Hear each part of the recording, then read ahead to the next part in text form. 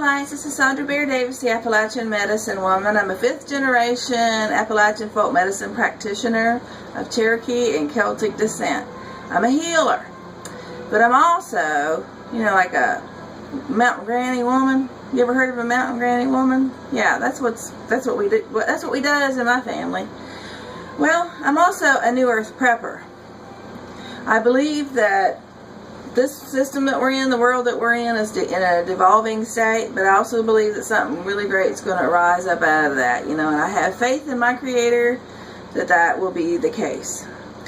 But it's been laid on my heart to prepare for the last couple of years, and also to warn others, not just to do this myself, but I've been given the, I believe, assignment by my Creator, your Creator, the Creator, to warn people that it's time. We need to prepare ourselves. We need to have a good 6 months worth of food handy. We need to have bottled waters and stored water. At least, I'm not going with the official prognosis. I'm going with have at least 6 weeks worth of water on hand. Bottled water. Yeah, at least 4 or 5 bottled waters per family member per day. Have yourself a way to cook off-grid. Have a way to heat your home off-grid should the power go out. Start working on community. Getting to know other people of like mind. There are meetups out there that have to do with ones who are interested in prepping. There are Facebook groups out there. But also get to know some real live people. There are ways of connecting to like-minded people. Yeah. Facebook groups are a pretty good way to do it. I've met some really wonderful preppers that are kind of like me, kind of woo-woos, kind of into the metaphysical kind of healing world. And we're also preppers because we get it. We get the information directly from Spirit that we need to be prepared. And so we don't just do it for ourselves. We do it for our families. We warn others. I believe that the more people that are prepping, the better off it is for everybody. I don't want to see anybody starve to death or freeze to death.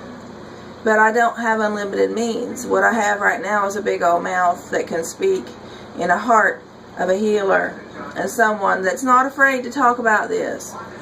Some of us that are doing this sort of work, we're not afraid to talk about this. Because it's important and we need to. And so I'm going to be dehydrating nanners. Okay? So what I do once or twice a week, and I won't be looking at the camera, so please excuse me for rudeness. Once or twice a week, I go to my favorite produce stand. And they know me. They've been working with me for a while. And I get reduced produce there from them. And today, there was a big old prepper score of bananas. Now, they're spotted bananas. But the thing about fruit, when it's close to the end, before it goes bad, this is not bad. It has the most sugar in it, so it tastes the best. Right, right at this point where it's not looking so pretty is when it has the most taste. So what I'm doing is I got me some lemon juice and water, and I got myself a bowl, and I'm just cutting up banana slices, kind of thick, fairly thick banana slices in there, and then I'm going to fill up my little dehydrator. I only have one dehydrator. It's not a fancy kind of a dehydrator, but you know what? It works. I'll probably have to do 2. I got enough bananas that I'll have 2 full dehydrators full. And that'll be great. I also have a bunch of bananas that I got another time in the freezer. I just stick them in a double thickness, two garbage bags. The big 30-gallon garbage bags. I just put them just like that in the freezer. So I got a big old garbage bag full of bananas in there. And the way I do with those is I just pull them out in the morning. And when you cut off one, like if they were thawed out, they'll be black. You pull off the end and then you just kind of squeeze out It seems kind of gross, you know, like a peeping banana. But it's great in smoothies or banana bread. It's just perfect, and it works out perfectly well that way.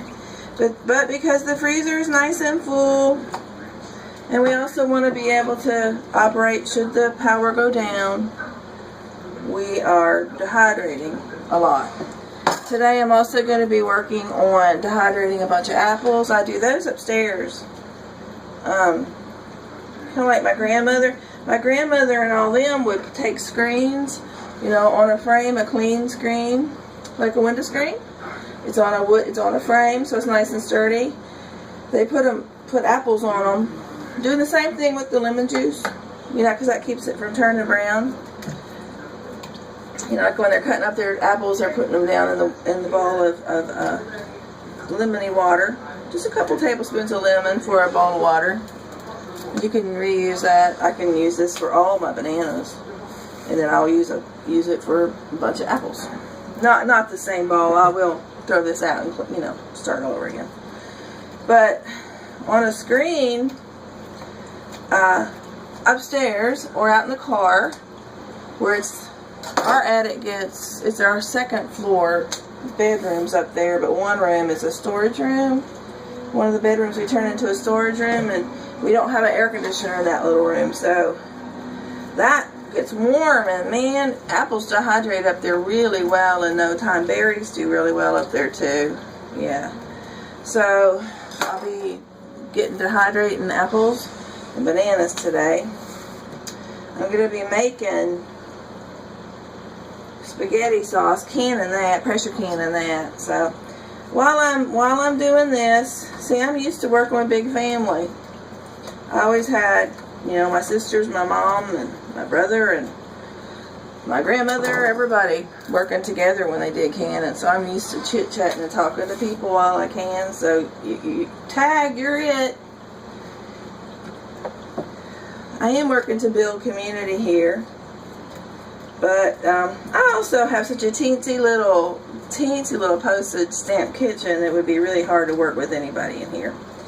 And kind of the fun of canning by yourself too is you do things your way. Oh, you do things your way. You know, I understand that you can take these bananas, the peel, and you can polish furniture with it. That's a good off-grid thing to know, right? You can polish furniture with it.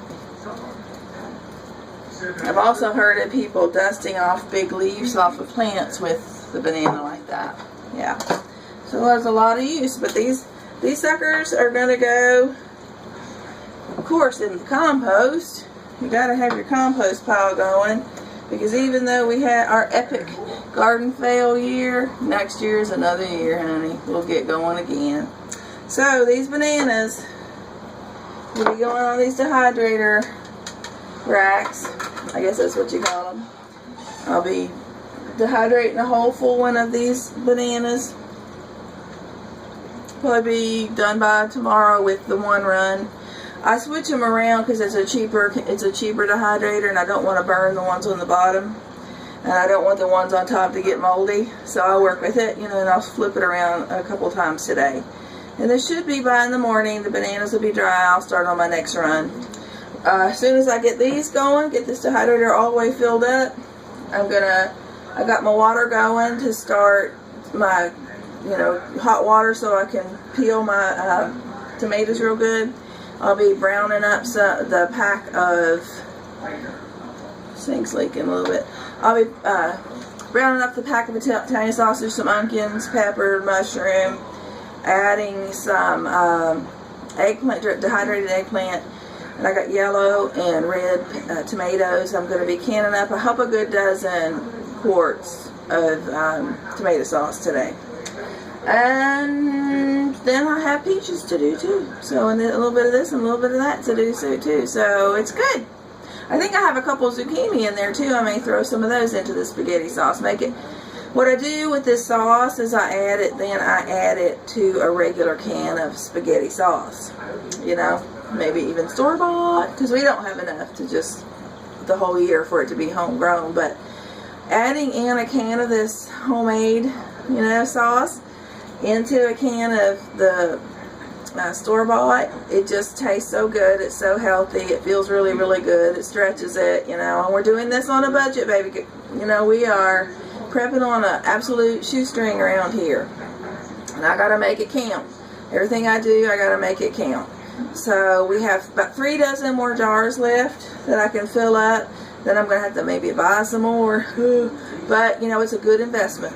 The first few years you can, it is an investment. Yeah, but it just is. So now we're to the point where I probably don't even have half the can of jars I really ought to have, but I'll get probably 3 or 4 more dozen this year. And if this world is still around next year, I'll buy 6 or 8 more dozen. So, or just empty jars and keep filling up what I got. Yeah. So I got the Hobbit going in the background. I'm always playing the Hobbit in the background around here. It sort of soothes me somehow. I don't know.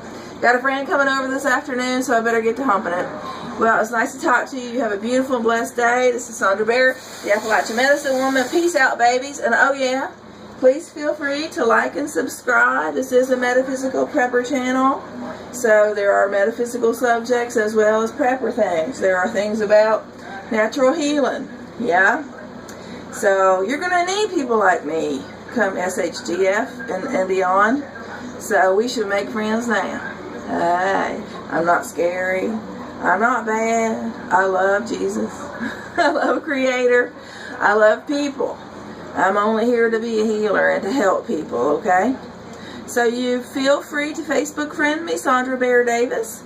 I have a Facebook page, Sandra Bear Davis, the Appalachian Medicine Woman. That's how people mostly contact me that need to come by for healing, or they need some intuitive kind of guidance or counsel, okay? Well, you have a beautiful day. Love you. Blessings, blessings, blessings. Don't be afraid, but keep on prepping. Mwah.